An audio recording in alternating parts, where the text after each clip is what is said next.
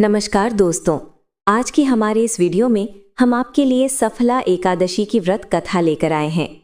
एक समय की बात है जब महाराज युधिष्ठिर ने भगवान श्री कृष्ण से एक अत्यंत महत्वपूर्ण प्रश्न पूछा। उन्होंने कहा, हे जनार्दन, पौष मास के कृष्ण पक्ष में कौन सी एकादशी आती है और उसका पालन किस प्रकार करना चाहिए? कृपया इस विषय में मुझे विस्तार से बताइए। युधिष्ठिर महाराज की बात सुनकर भगवान केशव बोले, हे धर्मराज, पौष मास के कृष्ण पक्ष में आने वाली एकादशी का नाम सफला एकादशी है। इस दिन भक्तों को भगवान नारायण के विग्रह की विधि पूर्वक पूजा अर्चना करनी चाहिए। अब मैं तुम्हें सफला एकादशी की पौराणिक कथा सुनाता हूँ, ध्यानपूर्वक सुनो। एक समय चंपावती नाम की एक सुंदर नगरी थी। वहाँ महिष्मति नाम के एक अत्यंत पराक्रमी और धर्मनिष्ठ राजा राज्य करते थे। उनके 4 पुत्र थे।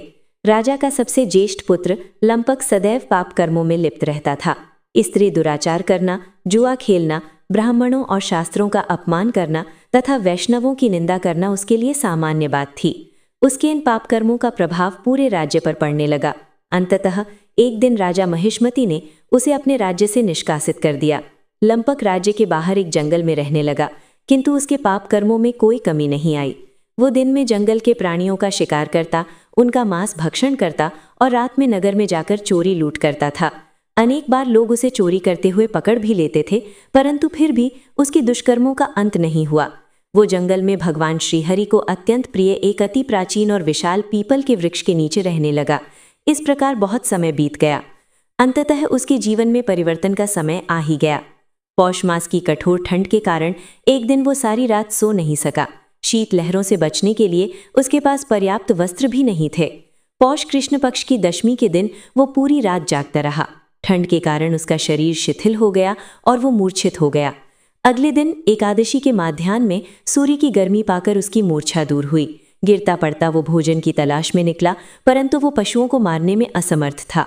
अतः उसने पीपल के वृक्ष के नीचे गिरे हुए फल उठाए और वापस उसी वृक्ष के नीचे आ गया। उस समय तक सूर्यास्त हो चुका था। इस असहाय अवस्था में अपने पूर्व जन्मों के कर्मों के कारण उसने भगवान नारायण का स्मरण किया और कहा, हे प्रभु, मेरी ये क्या दशा हो गई है? ये फल मैं आपको अर्पित करता हूँ, आप इन्हीं से तृप्त हो जाइए। उस रात भी ठंड के कारण वो सारी रात जागता रहा और भगवान का स्मरण करता रहा। इस प्रकार अनजाने में ही उससे एकादशी व्रत का पालन हो गया। उसकी इस अनजानी तपस्या से भगवान नारायण अत्यंत प्रसन्न हुए। अगले दिन सूर्य उदय होते ही एक श्वेत तेजस्वी घोड़ा लंपक के पास आकर खड़ा हो गया। उसी क्षण आकाशवाणी हुई, वत्स, ये घोड़ा तुम्हारे लिए आया है। भगवान नारायण की असीम कृपा और सफला एकादशी का नियम पूर्वक पालन करने से तुम्हारे समस्त पाप नष्ट हो गए हैं। अब तुम इस घोड़े पर सवार होकर अपने पिता के पास अपने नगर में लौट जाओ। तुम्हारा राज्य तुम्हें पुनः प्राप्त होगा। ये आकाशवाणी सुनकर लंपक गदगद हो गया। सफला एकादशी से प्राप्त पुण्य के कारण उसका शरीर पुनः कांतिमान हो गया। वो तुरंत अपने राज्य पहुंचा और अपने पिता से क्षमा याचना की तथा समस्त वृत्तांत सुनाया।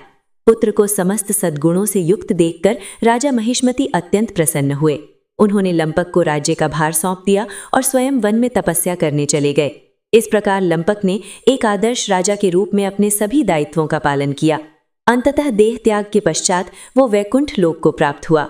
कथा का उपसंहार करते हुए भगवान श्री कृष्ण कहते हैं, हे राजन, जो व्यक्ति सफला एकादशी की इस कथा का श्रवण या पठन करता है, उसे राजसूय यज्ञ के समान पुण्य फल प्राप्त होता है। उसके समस्त कष्ट नष्ट हो जाते हैं और अंत में वो वैकुंठ लोक को प्राप्त करता है। जय श्री हरि विष्णु।